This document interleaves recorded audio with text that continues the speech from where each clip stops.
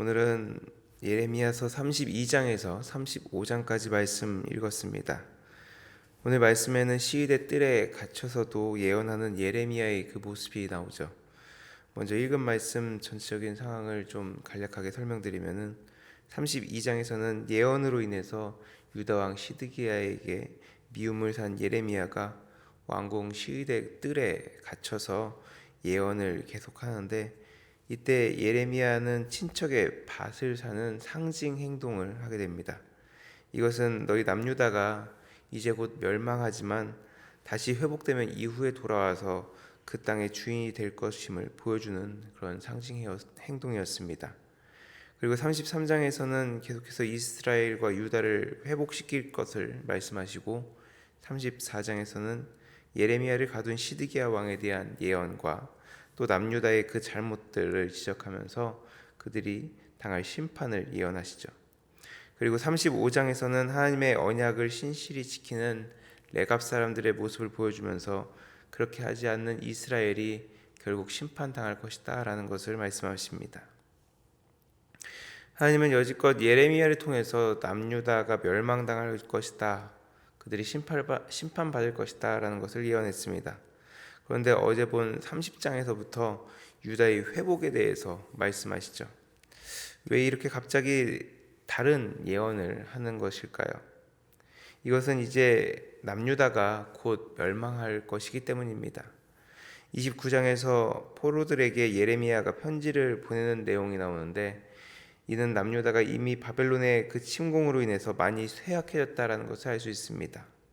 그리고 오늘 읽은 말씀 32장 1절에 보면은 예레미야가 왕궁 시위대 뜰에 갇힌 때가 언제인지 분명히 나오고 있습니다.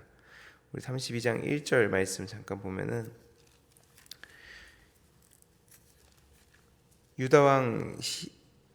유다의 시드기야 왕 10째 해 곧 느부갓네살 18째 해에 여호와의 말씀이 예레미야에게 임하니라 라고 나와 있습니다. 다들 아시겠지만 남유다의 마지막 왕이 바로 시드기야이죠. 그리고 그가 남유다를 통치한 기간은 11년입니다.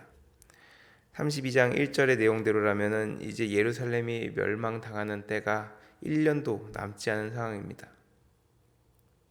이제 곧 망하게 된 남유다, 그들에게 너희가 하나님의 진노로 멸망할 것이다 라고 예언하기보다 이제 곧 나라가 망하면은 그래도 너희와 함께 하시는 하나님이 계시다라는 것을 이야기해 주려고 했던 것이죠.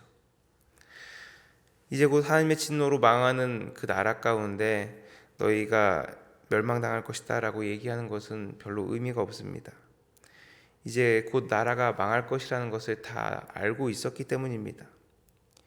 이러한 상황에서 그들이 망할 것이다 라고 예언하기보다 망해도 계속해서 함께 하시는 하나님, 신실하신 하나님을 말씀해 줘야 했기 때문이죠. 하나님께서는 예레미야를 통해서 임박한 진노 앞에서 이스라엘을 분명히 회복시키실 것이다 라고 말씀하십니다. 그래서 예레미야가 밭을 사는 상징 행동을 했던 것입니다. 그런데 이러한 모습 단지 예레미야 시대 남유다 멸망 시기 때만 있었던 것일까요? 저는 이 모습을 보면서 아직도 많은 사람들이 그 하나님의 심판과 멸망에 대해 외쳐도 귓등으로 듣지 않는 사람들의 모습을 생각하게 됐습니다. 예전에도 그랬지만 지금도 마찬가지라는 것이죠. 그리고 결국에는 어려움이 닥쳐서야, 환난이 닥쳐서야, 또 죽음의 때가 이르러서야 좌절하고 후회하는 사람들의 모습을 보게 됩니다. 그렇다면 이러한 때 그 사람들 가운데 우리 그리스도인들의 모습, 어떠한 모습을 보여줘야 되겠습니까? 나의 선포에, 나의 외침에 귀 기울이지 않았기 때문에 그렇게 된 것이다 라고 이야기하면서 더 하나님의 공의, 하나님의 심판을 말해줘야 되는 걸까요? 그건 아니라고 생각이 됩니다. 그러면 오히려 사람들의 그 마음 가운데 반발감만 생기게 되고 앙금만 남게 될 것입니다. 진노 가운데, 그 환난 가운데 하나님을 찾는 것이 아니라 하나님을 오히려 원망하게 될 것이라는 거죠. 이럴 때 예레미야처럼 그들의 마음을 위로하고 절망 가운데서도 소망을 주시는 그 하나님을 전하고 알려줘야 하는 것입니다. 우리 그리스도인들이 이 땅에 소망을 잃고 또 절망 가운데 살아가는 이들에게 하나님의 은혜, 하나님의 그 소망, 하나님의 그 사랑을 전해줘야 한다라는 것입니다. 그런데 이러한 때 하나님의 그 사랑을 지혜롭게 전하지 못하는 그리스도인들의 모습을 보게 됩니다.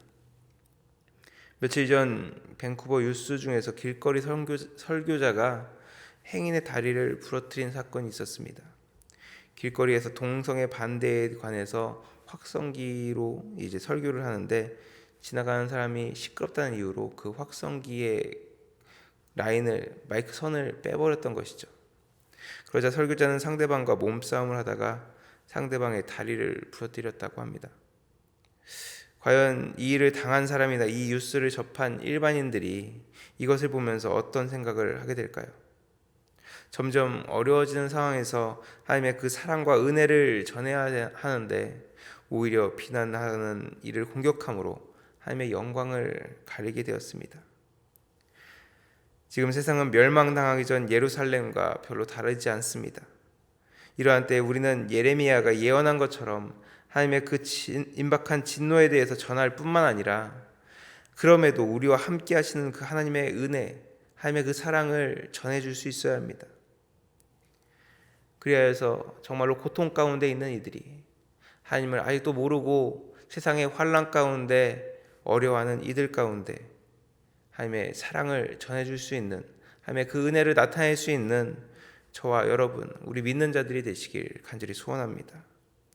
바라기는 오늘 하루 세상의 그 환난과 어려움으로 고통당하는 이들에게 나의 혈기, 나의 힘을 드러내는 것이 아니라 하나님의 은혜, 하나님의 참된 소망을 전해줄 수 있는 우리 모든 믿는 자들 되시길 간절히 축원합니다.